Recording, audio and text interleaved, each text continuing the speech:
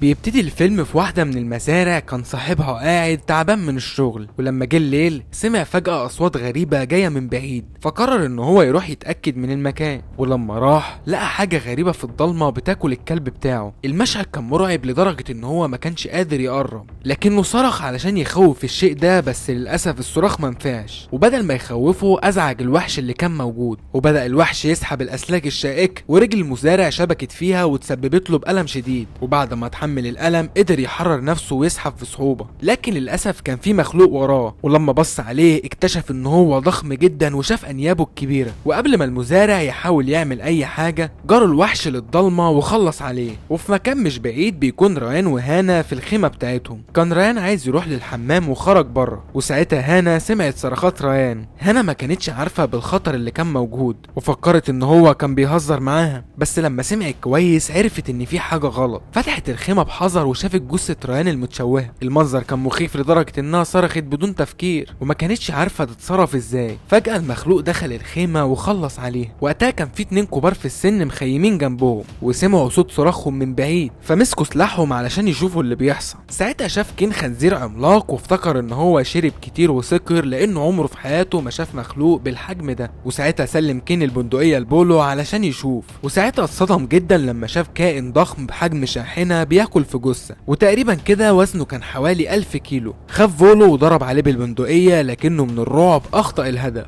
ولما كان على وشك يضرب الرصاصة التانية الخنزير اختفى. كين وبولو جروا بسرعة على المكان اللي كان موجود فيه الخنزير، واتصدموا من منظر الجثث. ومع انهم كانوا لاقيين جثتين بس، قرر كين وبولو ان هما ينفصلوا. واحد منهم يرجع للمدينة يدور على المساعدة، والتاني يدور على اي ناجي يكون في المكان. ولما كان بولو راجع في الطريق بيسمع اصوات غريبة حواليه، ولما بيلف شاف الوحش المرعب وهو بيبص عليه. وساعتها عرف فولو ان هو بقى فريسة للوحش. كان معاه عصاية خشبية وجاهز للمواجهة، لكن الخنزير هاجمه بشراسة وقتله. وفي مكان تاني كان في زوجين بيحكوا لبعض قصص رعب في الغابة، وفجأة سمع صاحبها صوت الخنزير. استخدم الكشاف علشان يعرف الصوت ده جاي منين بالظبط، لكنه ما شافش حاجة. ولما بيلف بيلاقي صاحبته مطعونة من الخنزير اللي كان موجود، وانيابه المرعبة اخترقت فمها وقطعتها لنصين. بعدها الخنزير دخل على الراجل اللي كان ضحيته التانية. وكين كان لسه بيدور على الزوجين المفقودين ووصل لمكان الهجوم، لكن للأسف لقى الضحايا ميتين، والغريب انهم كانوا ميتين بشكل فظيع. وفجأة ظهر الخنزير الوحش وهجم عليه. الراجل كان متضايق جدا فطلع السكينة وجهز نفسه للقتال. الخنزير كان واقف وفاتح بقه الكبير اللي كان مليان بدم الضحايا، وللأسف هاجم كين وخلص عليه. وتاني يوم كان في واحد اسمه بدري سايق عربيته في مكان مش بعيد عن المزرعة اللي حصل فيها الهجمات.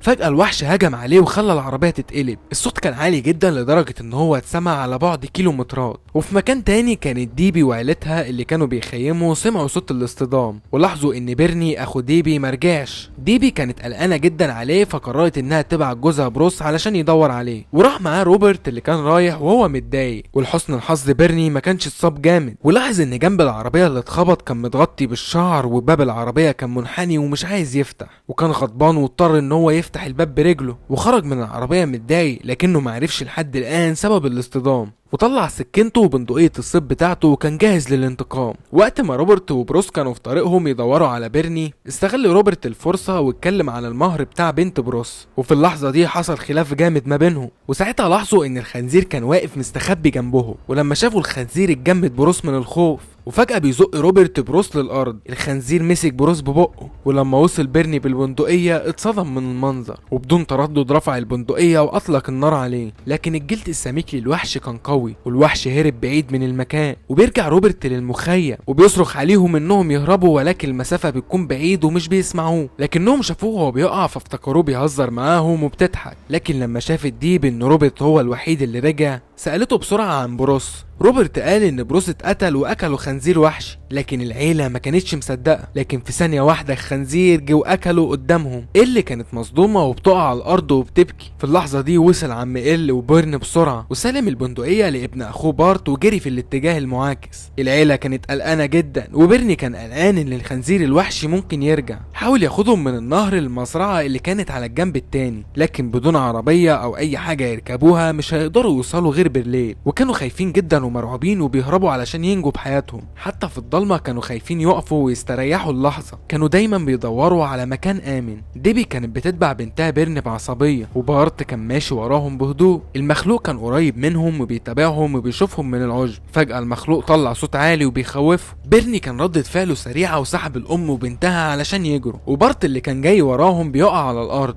بينادي على امه اللي بتبص وبتشوف ابنها، وكلهم كانوا خايفين يتحركوا. فجأة بارت اتسحب بعيد من الوحش، وما كانوش عارفين يساعدوه ولا يعملوا اي حاجة ليه. وساعتها بيرني سحب ديبا وإل وهرب وهو حزين، وما كانش في حد فيهم قادر يتحمل هجوم الوحش من المخلوق ده، وما كانش قدامهم اي خيار غير انهم يهربوا علشان ينجوا بحياتهم. وبعد لحظات لقوا كوخ مهجور يقدروا ان هم يستخبوا فيه شوية، ودخل بيرني بسرعة وقفل الباب. ديبي وإل كانوا على وشك الانهيار لما شافوا بيرني بيحاول يهدي اخته، لكن ديبي اتهمت بيرن في وفاة ابنها، وفضلت تهينه وقالت له ان حتى مع حجمه الكبير ما قدرش ينقذ ابن اخوه. وساعتها بيرني حس بالذنب وما كانش عارف يقول لها ايه. وفي نص الليل ديبي وإل كانوا بيترعشوا من البرد، وكانت في كومة من الحطب قدام الباب. فقرر بيرن ان هو يطلع ويجيب شوية حطب علشان يشعل النار فيهم ويخليهم يتدفوا. لكن في اللحظة اللي بيفتح فيها الباب الوحش بيهاجمهم بدون تردد. بيرني سحب السكينة بغضب وبدأ ان هو يضرب الوحش عشان يحمي عيلته، وبيقاتل بشجاعة بدون تردد ضد المخلوق الوحش ده.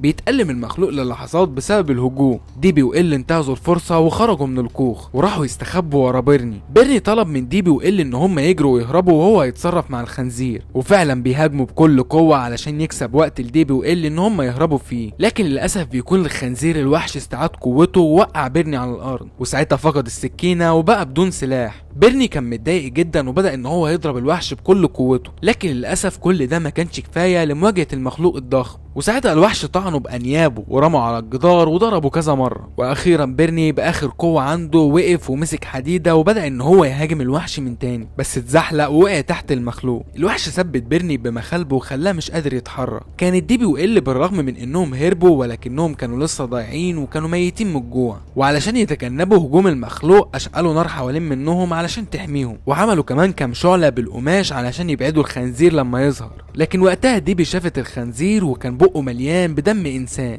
ديبي وإل كانوا مرعوبين جدا وكانوا بيرتجفوا من الخوف، وللاسف النار اللي كانوا ماسكينها مش بتخوف الوحش ولكنها جذبت انتباهه اكتر. الوحش كان متضايق جدا وكان بيهاجم إل، وفي لحظة حياة او موت ما كانش قدامهم اي حاجة غير انهم يضربوا الوحش على راسه علشان يسيبه، لكن ده مش بيأثر فيه تماما. ولما كانوا خلاص على وشك الموت ظهر ضوء فجأة من مسافة جذب انتباه الوحش وادالهم فرصة ان هم يهربوا. وظهرت شاحنة صغيرة نزلت من منحدر وخبطت الوحش، واللي كانت سايقاها بنت كين اللي اسمها ساشا، اللي خرجت تدور على والدها وشافت كل المشهد المرعب اللي حصل. الوحش كان مكسور اجزاء من جسمه ومرمي على الارض. ديبي وهي متضايقة اخدت البندقية من السيارة وبدأت تضرب النار على الوحش، ورغم طلقاتها اللي ضربتها فيه الخنزير ما ماتش، لكنها ركزت وقدرت ان هي تصيبه في عينيه وده موته فعلا. ثلاثة كانوا مرعوبين جدا وبسرعة بيتحركوا من المكان، وعلى الطريق لقوا بيرني مصاب بجروح خطيرة، وبارت كمان كان لسه حي لان المخلوق كان سحبهم لمكان يتغدى عليهم بعدين. واخيرا بيقدروا ان هم يهربوا والكل كان مبسوط. لكن الكابوس بيكون لسه ما انتهاش، لان بيكون في خنزير ضخم بيراقبهم من بعيد. وبكده يكون خلص فيلمنا. يا ريت لو انت مش مشترك في القناة تشترك وتفعل زر الجرس علشان يوصلك كل جديد. انا باسل عمر، سلام.